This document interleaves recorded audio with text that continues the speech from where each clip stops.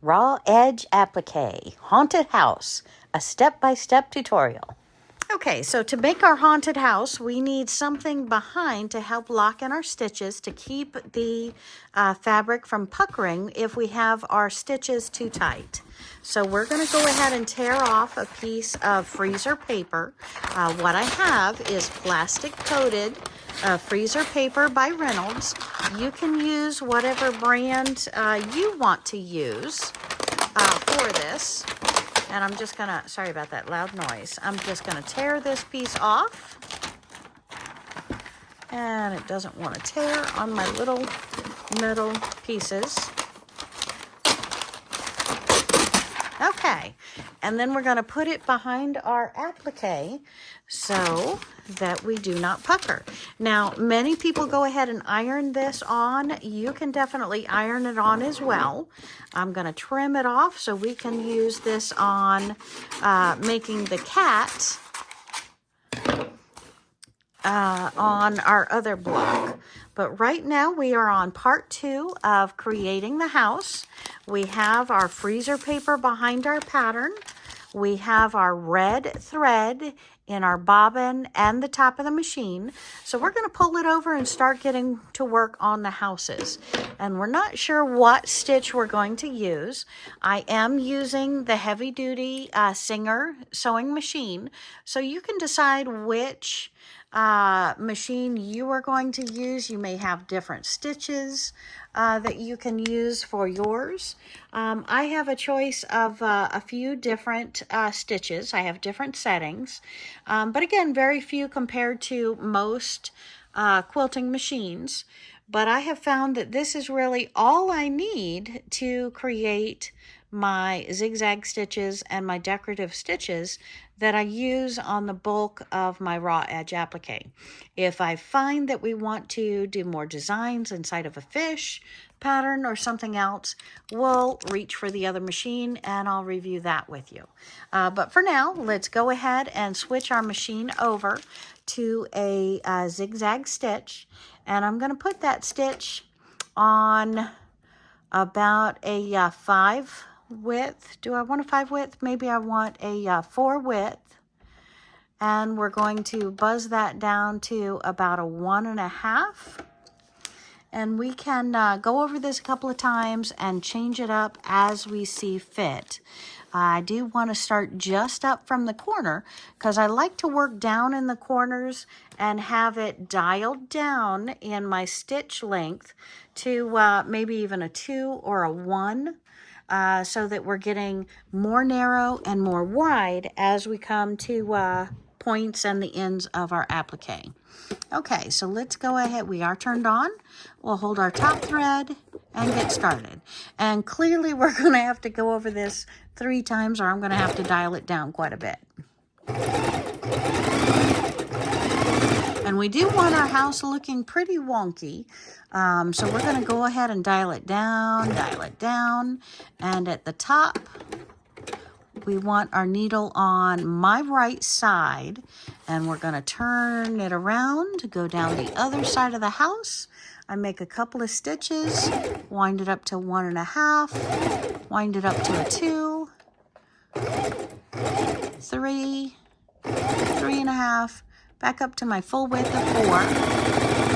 And then as we're coming down narrow, I'm going to wind it back down again.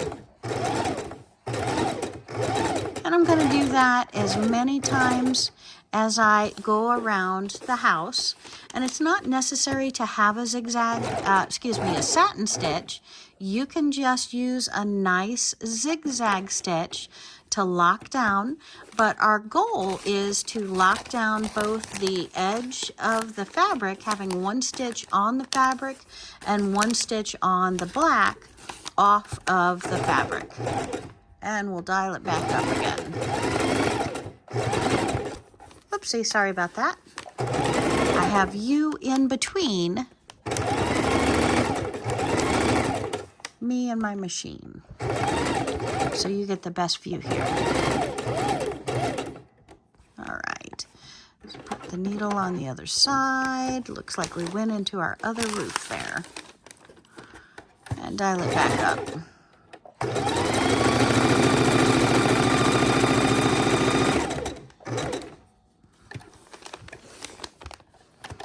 Oh, I like that effect.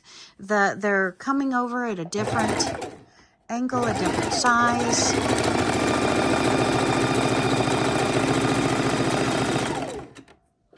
And at the very end, we're down to a 1.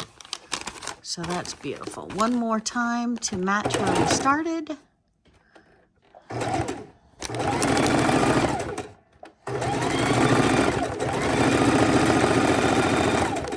And dial it down.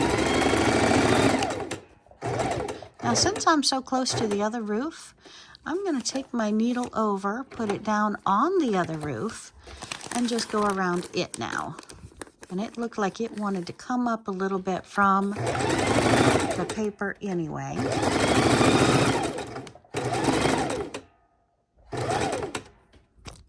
Needle down, flip it around. It does crinkle quite a bit with the freezer paper on there. But again, we're helping the fabric from creating a bulk in the stitch.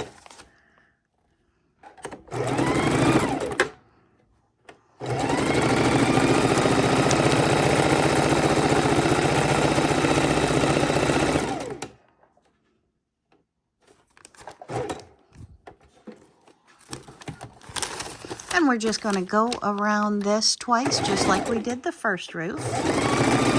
Dialing up, dialing down to the end, coming back around here, and then we're going to dial, oopsie, put my foot down.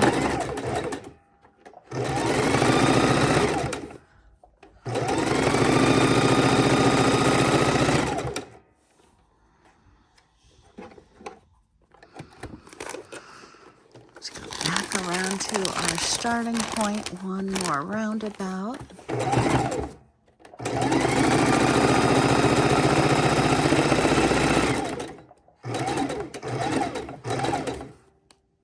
And we're on to the next rooftop. Let's put our needle down. Do I want it there? Yes, I want it there. And we're going to come over here. We're going to blood against the roof and go backwards and turn ourselves around. All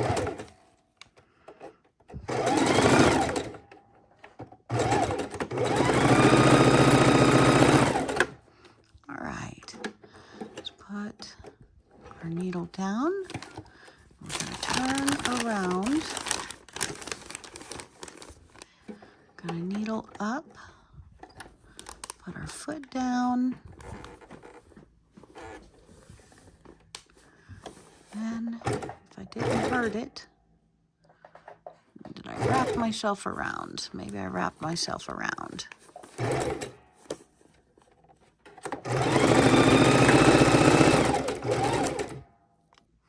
Okay, and my friends, and what I'm doing, winding up and winding down, is my width from a 6, which I'm only really going up to 5, down to a 1. So I'm rolling this back and forth as I quilt. Now we're starting at the corner, so I'm just doing a 1 as I sew.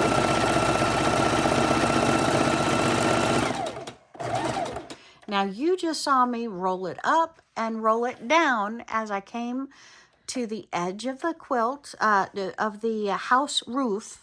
I dialed it down to a 1. As I went to the center of the roof, I dialed it up to a 4. Now you'll see me do this on different patterns, but I wanted to show you how I was doing that.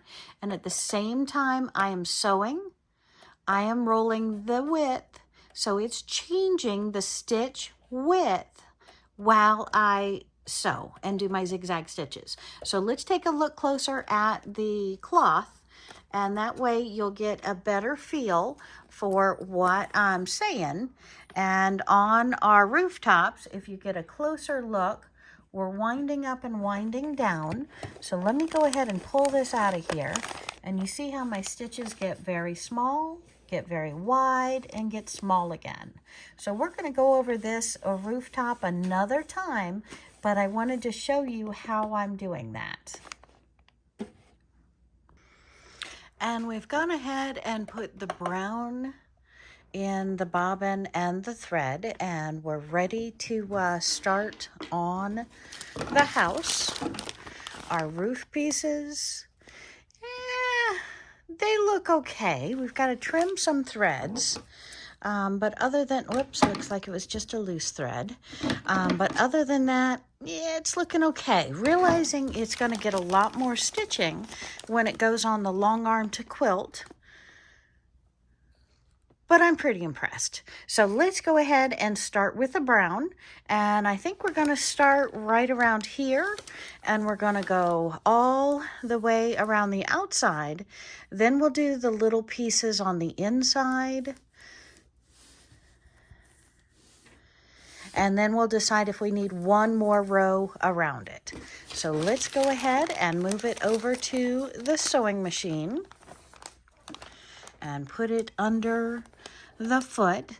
We have the, I'm going to go ahead and move the width to a 3, and my length of stitch is about 0.5, because I'm not going for the zigzag, because I don't want a smooth edge. I want it really rough and bumpy, like it's an old, abandoned, haunted mansion. So let's see if we can create our haunted mansion. And we've got our thread to the back.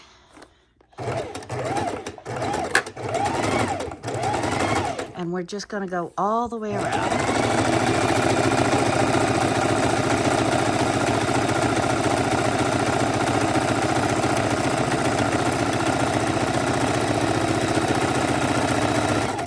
Okay, and when I come up to the end, I want to have needle down on the outside, meaning the inside, and then I'm going to, meaning the outside on the black, and then I'm going to turn it. Don't know if you can see those stitches really well or not, but they're pretty smooth, so I might want to go over them with a wider width and with a smaller, larger length and a larger width. And that way it'll get me a little more rough, because it looks like it's almost trying to pull off a zigzag stitch instead of being rough, and I would rather it rough. So maybe I'm going to go ahead and increase length a little bit and increase width just a half. So now it's 3.5. We're going to go ahead and always keep evaluating your project, making sure you're happy with the length. We can always go back over it again, which I plan to. Needle down on the outside, foot up, pivot, foot back down. And I may even go around the bottom with some green, like the grass is really high in the yard. I'm not sure yet how much detail I want to go around.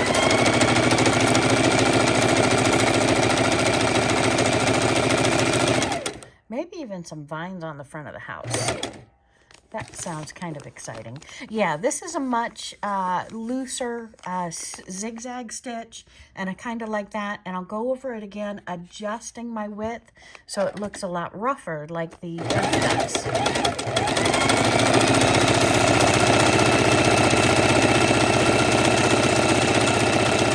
Oh, and I apologize. You're jumping all over the place, aren't you?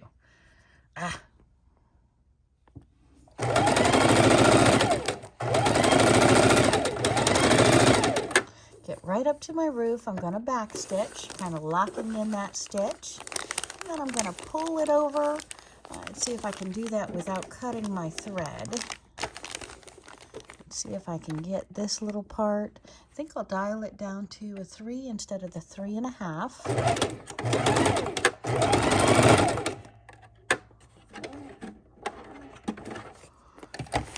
Turn it around. Needle down.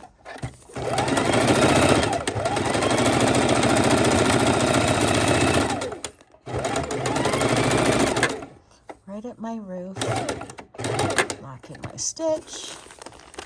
Pull it over, go down this part. Now again, yes, you can cut your thread, or I can cut mine all at the end, so it's not necessary to do each time.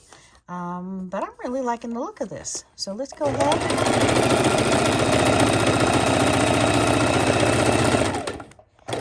Now, to differentiate here, like on the pattern piece, I might continue to go down a little bit in a crook. Not sure. Let's go around it the first time just as is, and then we'll decide. Put that needle back down on the inside.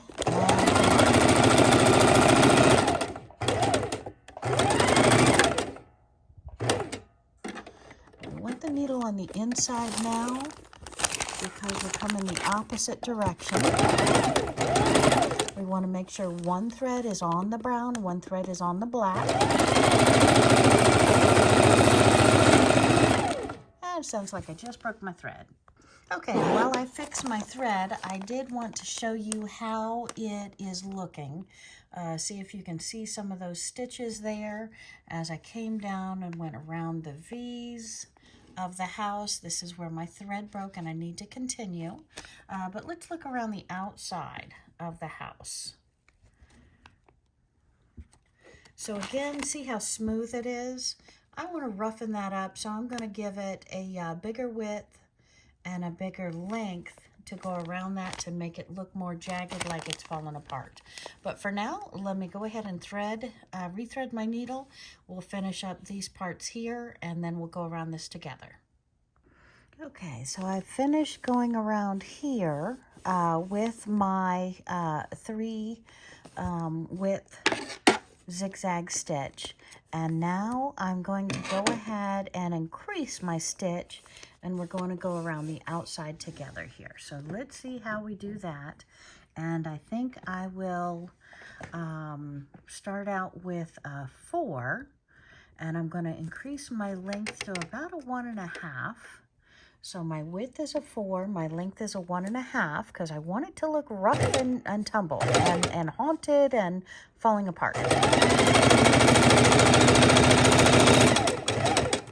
So see how that goes around so much more, but it builds in that rougher look on the edge. So I kind of like that, like the boards are teeter-tottered.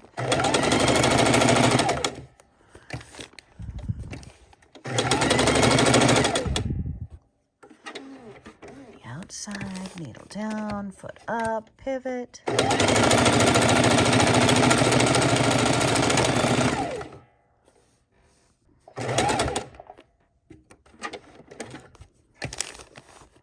And when you are doing raw edge applique, you want to use a stronger thread than 100% cotton, because you're pulling, you're torquing, you're really working that. So if you usually use 100% cotton for your raw edge applique, you want to do a 50-50 blend or something more polyester.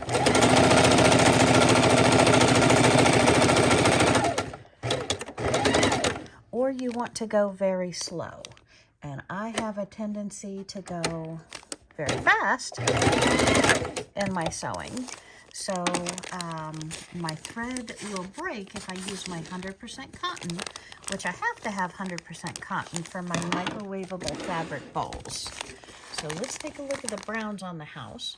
I'm really thinking I'm loving that. So let's go ahead and maybe do the windows. Now the windows I want to do in black. So we're going to try this first. If that I'm not happy with, I can then move over to the white and black variegated, which might look more like an aging effect. So I'm really torn between the black and the white and the black, because I don't want it to look beautiful and smooth. I want it to look rough and tattered and old and haunted. So that's my torture here. So let's try with the black, and if we're not happy, we'll go back over it with this. Let's see, for our second round. So we're going to go ahead and load our black. Now, I'm not really sure how I want to go around these, so I think what I'm going to start with is perhaps just going around with a straight stitch around the window and then doing my panels in the windows and see how that looks. And then we'll maybe do a blanket stitch or a fancier stitch, pending how that looks. Maybe even do a double stitch. Maybe I'll start with a double stitch. So let's try that. We'll go with the double stitch. We'll go with a 0 width and see what comes out. All right, so let's go ahead and start on our big square window first so we can change it doing our ovals if we're not happy with it. And I want to try and get this to where you can see what I'm doing. So let's take you over just a little bit and see if you can see those stitches. So, okay. Well, that was wrong. I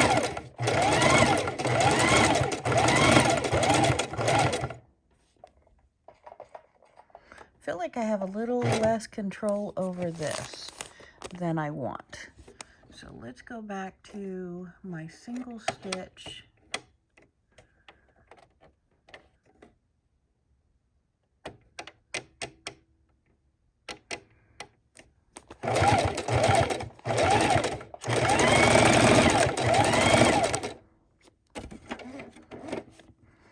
I can see I'm going to have to really slow down my pace, go over it multiple times to get my window effect. And I think I might pull these front stitches because doing the double stitch, it went over where I really want it to be. So it's too, what a mess. Okay.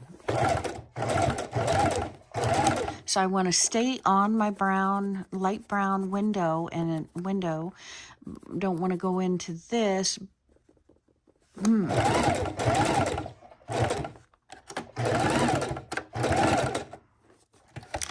this one again is bowed. So I want that bowed, almost bent, broken top effect. Oh, stay, I thought you were down.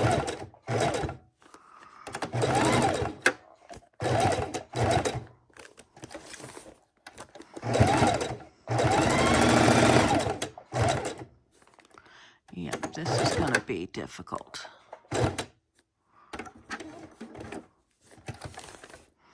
Okay. So it doesn't look good up close yet. So we're going to go over it a couple more times because we want it really looking bold and dark. Anyway.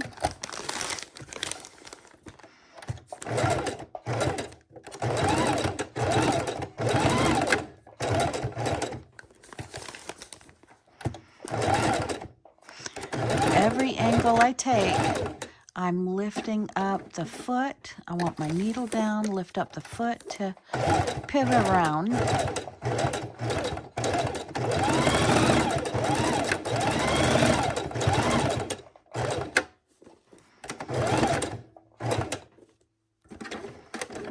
Let's go around this other side a couple times.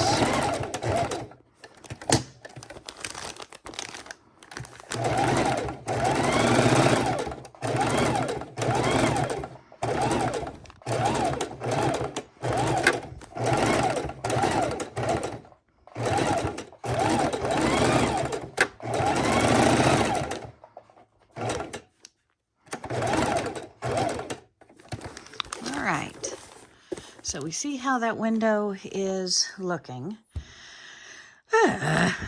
Let's go put us back where we left off.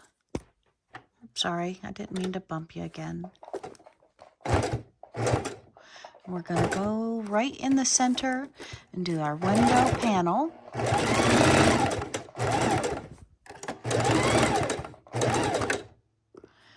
Needle down.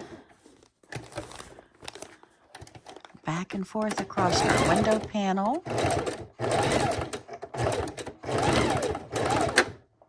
In the center. And back up. Where we think we want our window panel.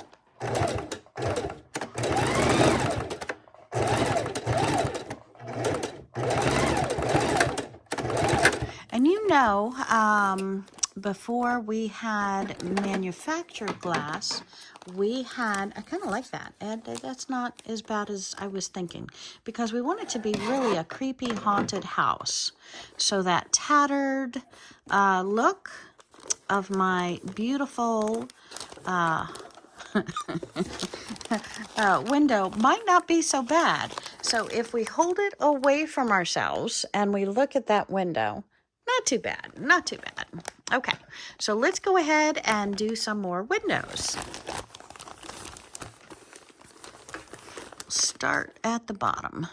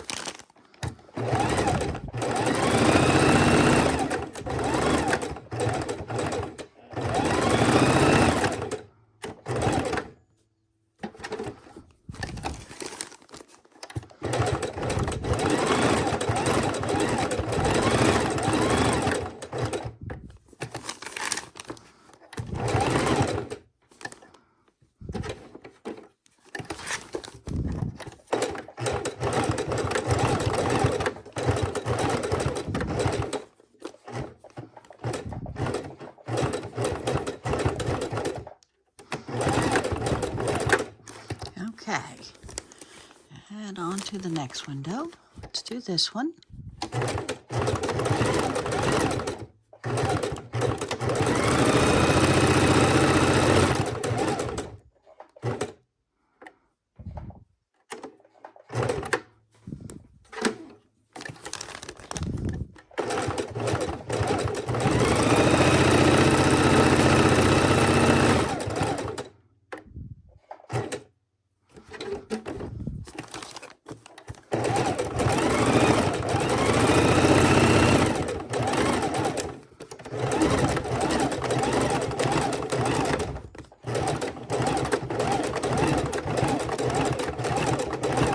So what I'm doing is I'm really manipulating the fabric, twisting around with the top of the window.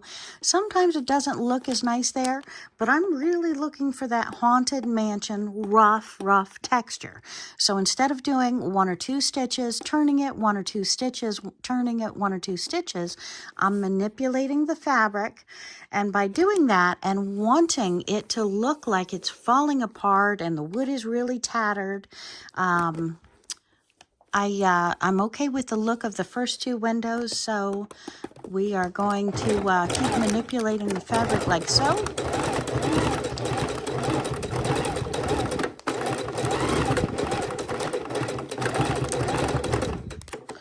Okay. And also, how am I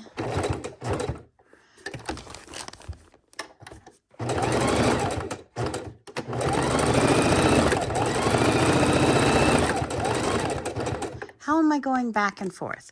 Well, when I'm going back and forth, I'm actually hitting this reverse. So I'm driving with my foot, constantly going back and forth with this as I'm eyeballing and manipulating the paper at the same time. So it's a multitask, multi-hand. It's really actually very fun.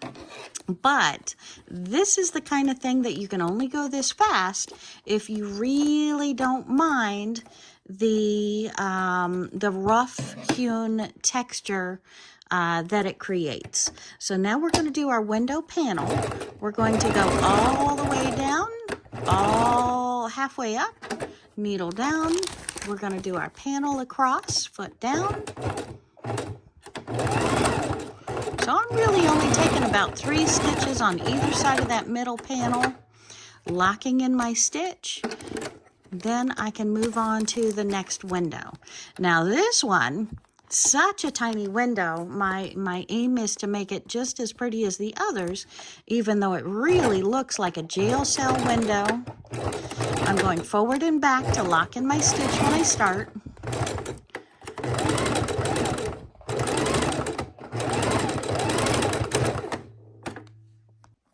And I think it's looking good. All right, so let's try to start around an oval.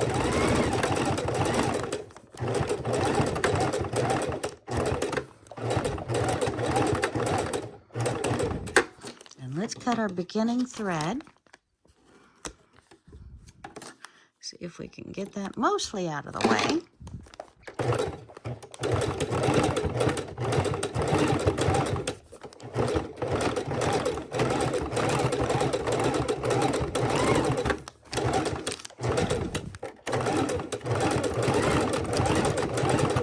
And if you will, I'm really trying to paint the windowsills.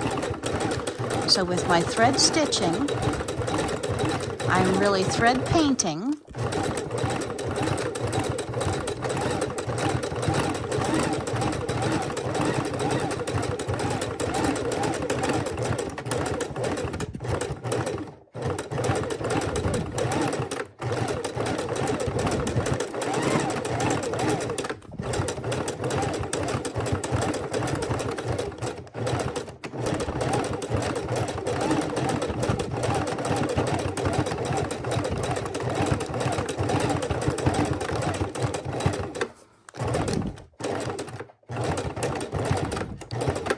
Okay, so now we're close to being straight down.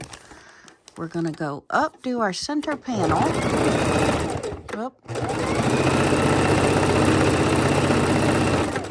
Stop around midpoint, needle down, circle it around.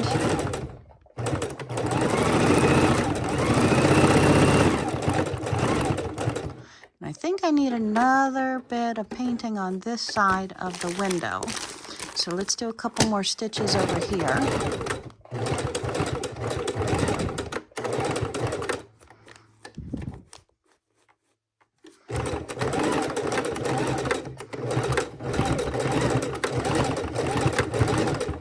Okay, lock in that stitch and go down to our next window. What do you think? Hit that comment button below. I would love to know your thoughts. And I already see your comment. Wendy, Wendy, Wendy, why don't you just paint it? I could. And we are going to have videos coming up with me painting.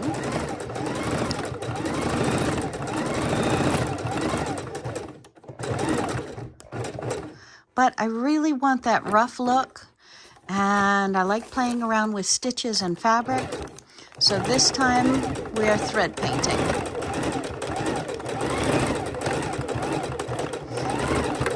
And if it really bothers you how rough these look, you can grab your black fabric pen. Make sure you use a fabric pen. Some people use permanent markers. Don't use a permanent marker. Use your fabric pen.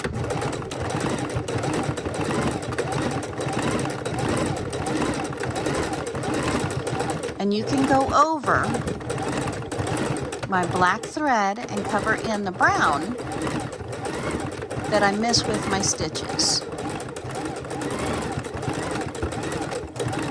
And if we were doing a piece that we needed absolutely precise, this would take me 10 times as long because I would literally go one stitch at a time to make sure my stitches were exactly where I want them to be.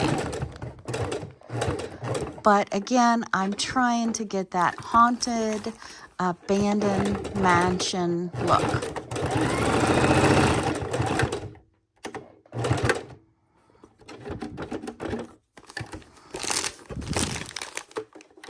We're doing the center of the window pane.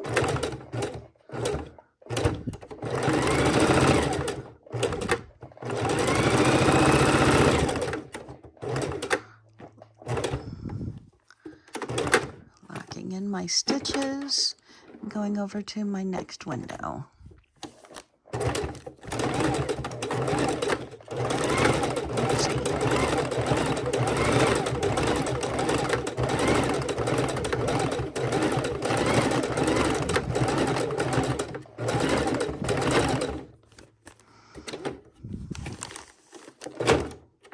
broke my thread again.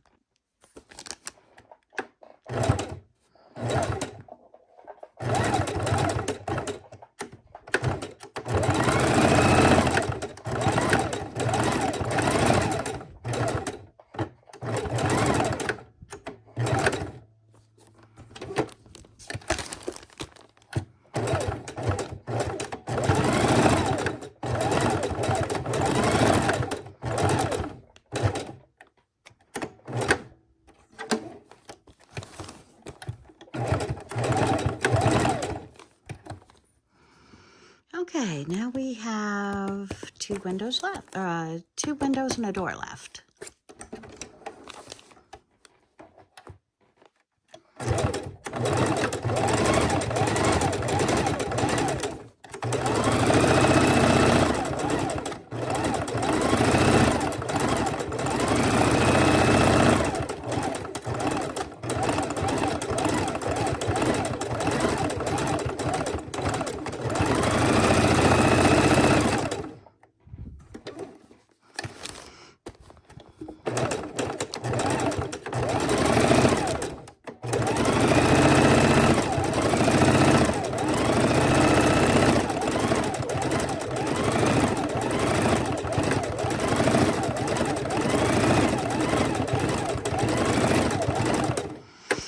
Earlier we talked about using the white and the gray thread versus the variegated white and black instead of the black thread.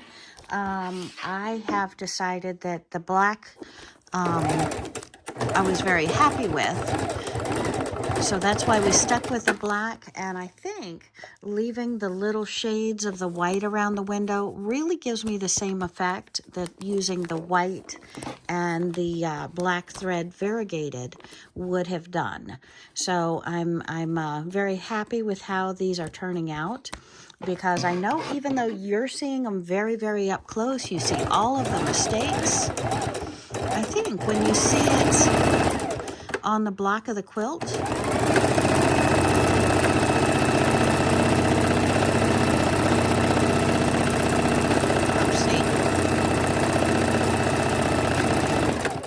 I think you're going to think as well that, oh wow, that does look good from a distance, because it gives that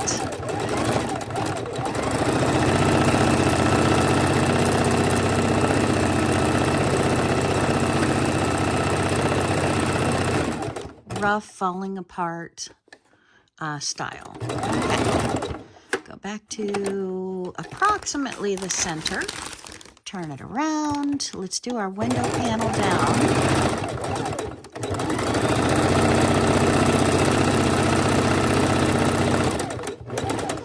And I'm going to do 2 bars across. Go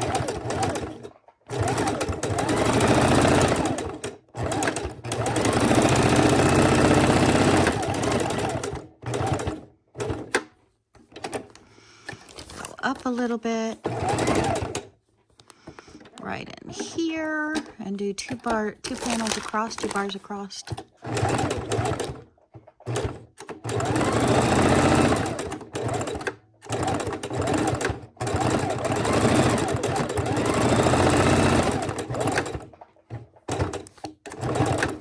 Okay, locked my thread, and now we're coming over to my door.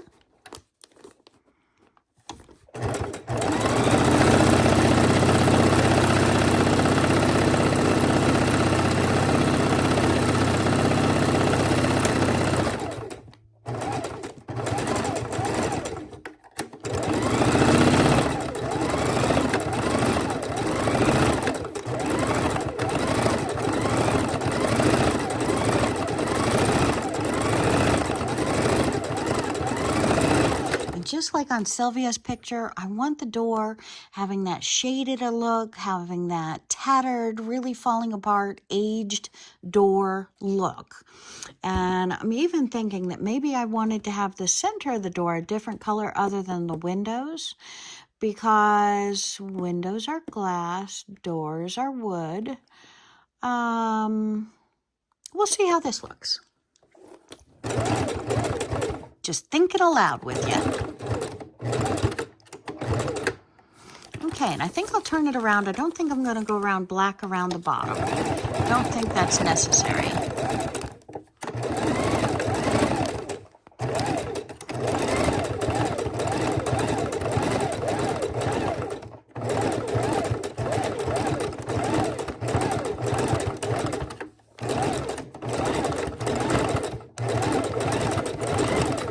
And as you can see, I am twisting the fabric as we go.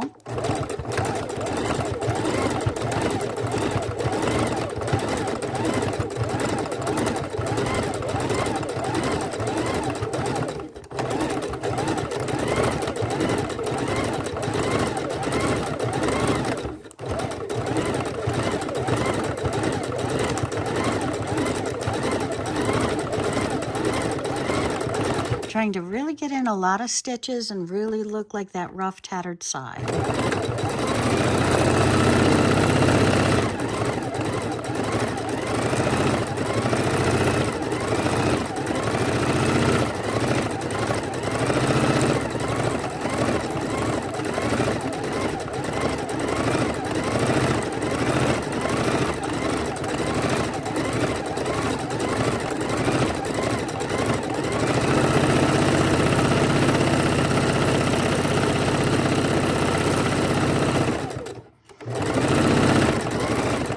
And I hope you know now from me pulling, tugging, torquing, and moving this around a lot, that's why my thread breaks. Because I am being really rough and tumble on it because I'm trying to do it not only in respectful for your time watching my video, but I'm also trying to get it done quickly. So one last window.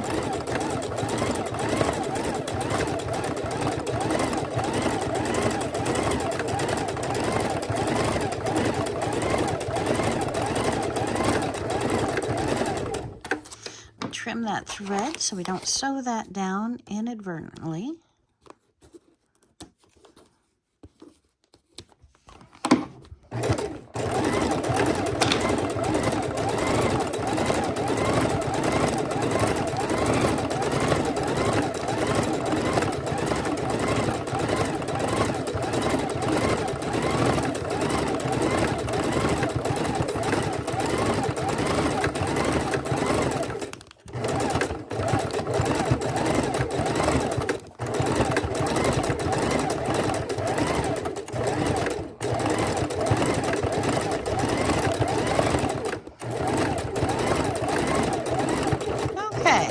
Right about at the top, I want to make my row down.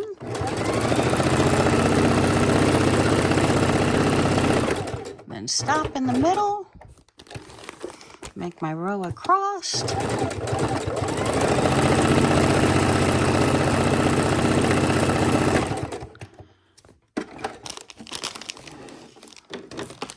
going to trim our threads on the bottom, trim our thread on the top. Move our machine away and take a look at how our project is looking. So I hope that you like this as much as I do. Now, anything you want to fix, you're at your sewing machine. You can put as many rows around it as you like, but I myself am loving that. Now, as I started to say earlier, this is a quilt block. It's going on a quilt, so you'll always be seeing this as part of the quilt, mainly from a distance, because when you get in it, unless you love it so much, you won't stare at it too close. So I wanted it to be bold and look like it's tattered and used and haunted. So I think I'm going to have to do something with the door and darken it. Other than that, I really like how the windows look. Although if I had to do it over again, or my next one, I'd probably use gray for the windows because I want it to look like a dark abandoned house. And this almost looks pretty. So, what I might do is a couple more down here, lines down here to kind of differentiate this room. And if I were to do it over again, this window needs to set down further because again, it's like a window in the living room, almost to the floor. So I'd probably move that down a little bit. But other than that, I'm feeling like we have done a great job. Thank you for joining me today. Please hit that subscribe button because we still have the cat and the witch yet to do. And the cat is going to be a little bit easier to do, but the witch with her hair and her broom is going to prove to be quite more intimidating than the house was. So again, thanks for joining me. Hit that subscribe button. I'd love to hear your thoughts and comments. Give me a thumbs up, like button, and we will see you real soon. Thank you, my friends. Have a great day. Bye. And of course, using our beautiful freezer paper on the back, we now just tear it off with the, we can cut off some excess strings as well. But pretty much our house is all done. I'm so excited. Yay. And there you have it. The paper copy and the reverse of my applique. What do you think?